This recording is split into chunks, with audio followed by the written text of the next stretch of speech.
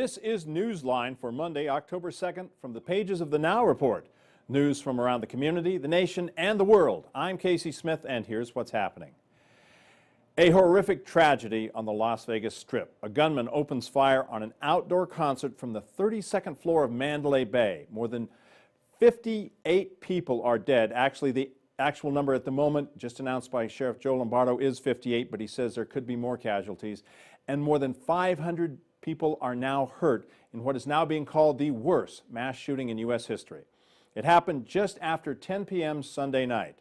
Metro police say 64-year-old Stephen Paddock from Mesquite rained bullets on the Route 91 Harvest concert across the Strip from the hotel.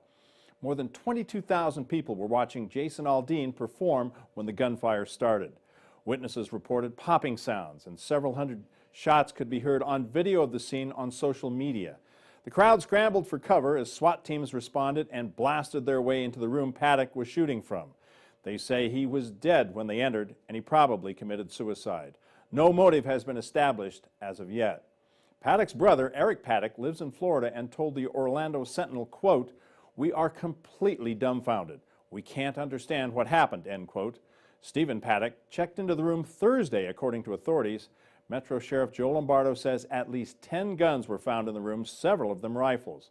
Metro Police and all the first responders are being praised for their quick response to the situation.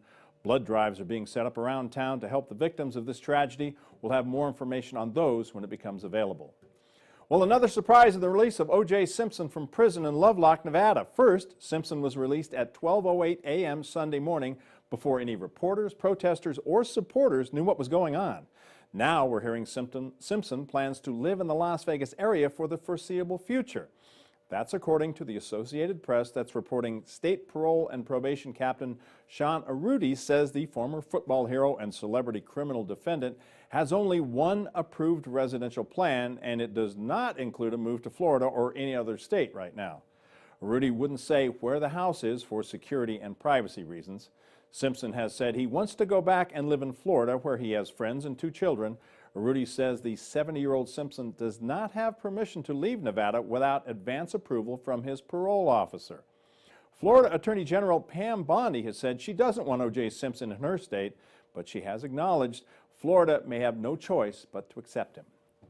Well, what started as a bunch of neighbors leaving their porch lights on to bring awareness to fighting crime has become a national show of neighborhood unity.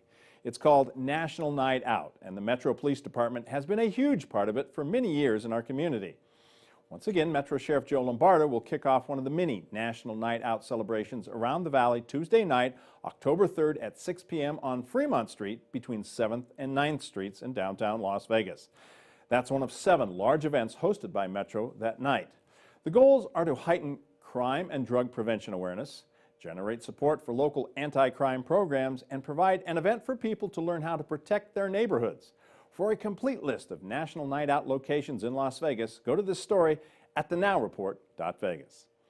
You know, balancing your time between work, school, and family can be extremely challenging in this day and age, and pets are often the first ones that are left out of the loop. Lack of time to care for a pet is often the excuse people use when they abandon or give up their animals for adoption. A Las Vegas couple has come up with a rather unique approach to deal with that problem. They call it Let's Join Paws. Let's Join Paws is a website that connects dog owners with part-time caregivers in their own neighborhood to create a loving support network. Cheryl Moss and Russ Peterson have a motto: share a pet, save a life. Let's Join Paws doesn't charge for what it provides, but the organization is looking to expand its reach and services with a new app. That provides money. That takes money, that is, so they're holding a fundraiser October 14th in downtown Las Vegas from 5:30 to 7:30 at 500 South 7th Street.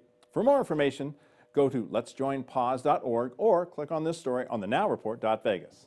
Okay, let's check out your AccuWeather forecast for today and into your work week.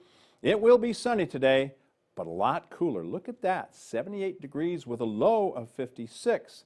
Now Tuesday, pleasant again. The temperature starts rising a little bit, 81 with a low of 60.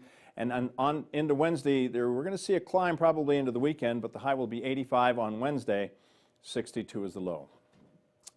On a personal note, I, my family, and everyone at the Now Report want to extend our deepest sympathies and condolences to the victims and the victims' family of the terrible tragedy that happened Sunday night in Las Vegas. There's a reason we call these senseless acts, because at this point, nobody knows why, and it makes no sense. Now, as the FBI and Metro comb through the evidence and piece together exactly what happened, they may or may not come up with a motive. One thing is obvious, though. The man was obviously deranged, and it didn't need to happen. There's another thing that's very, very obvious, though. Las Vegas is a very strong community. We will get through this. We will build. We will make it better. The people who run this town, the people who run the resorts, the people who are in charge of our security are very, very good at what they do. They will figure out a way to keep this from ever, ever happening again. Once again, Metro Police, the FBI, the entire community of first responders in Las Vegas are to be praised. By all accounts, they reacted swiftly and very, very promptly to a situation that could have very easily gotten more out of hand than it was. It could have been a lot worse. Unfortunately, it was very, very bad. So for all of us from the Now Report, we send our total condolences and sympathy to the families of the victims and the victims themselves. Have a good day.